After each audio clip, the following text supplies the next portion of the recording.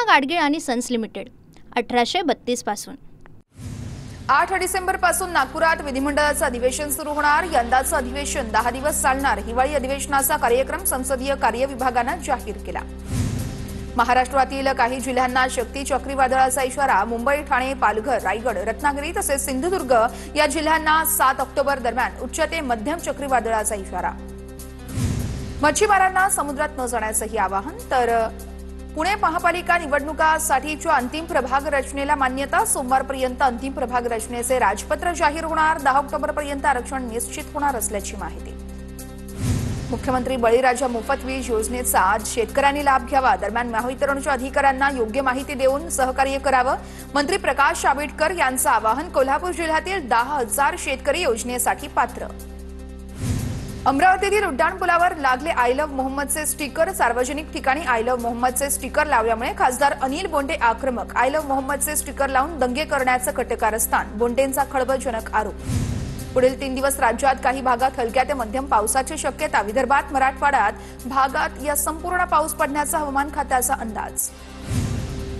पावसासंदर्भात आयएमडीकडून धोक्याचा इशारा। 14 राज्यांना हाय अलर्ट। भारताच्या समुद्र क्षेत्रामध्ये पुन्हा एकदा कमी दाबाचा पट्टा निर्माण। नागरिकांना सतर्क राहण्याचं आवाहन।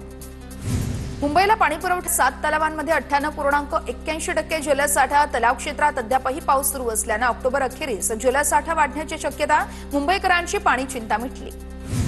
अमरावतीत उद्यापासून राष्ट्रसंत तुकडोजी महाराजांच्या 57व्या पुण्यतिथी महोत्सवाला प्रारंभ होणार। उद्यापासून 12 ऑक्टोबरपर्यंत पुण्यतिथी महोत्सव। विविध धार्मिक सामाजिक कार्यक्रमांचं आयोजन। रत्नागिरी जिल्ह्यातील खड्डेमय रस्त्यांच्या विरोधात ठाकरेंची सेना आक्रमक। प्रशासनाला जाग आणण्यासाठी ठाकरेंच्या सेनेचं आंदोलन। रस्त्याच्या मधोमध गाडी थांबवून चक्काजाम आंदोलन।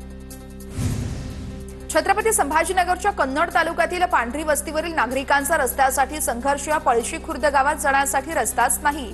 20 वर्षांपासून रस्त्यासाठी अर्ज करूनही जिल्हा प्रशासनानं दखल घेतली नसल्यानं ग्रामस्थ आक्रमक। कराडमध्ये दुर्गादेवी विसर्जन मिरवणुकीमध्ये पोलीस आणि कार्यकर्त्यांमध्ये वाद। वादानंतर आमदार अतुल भोसले यांनी विसर्जन मिरवणुकीला दिली भेट। पोलीस आणि कार्यकर्त्यांमध्ये समन्वय साधून मिरवणूक सुरळीत केल्याची माहिती। अमरावतीतून ताब्यात घेतलेल्या 13 जणांना कोणत्याही गँगशी संबंध नसल्याचं समोर। घातक शस्त्र बाळगल्याप्रकरणी 13 जणांना अटक। पूना गाडगीळ आणि सन्स लिमिटेड 1832 पासून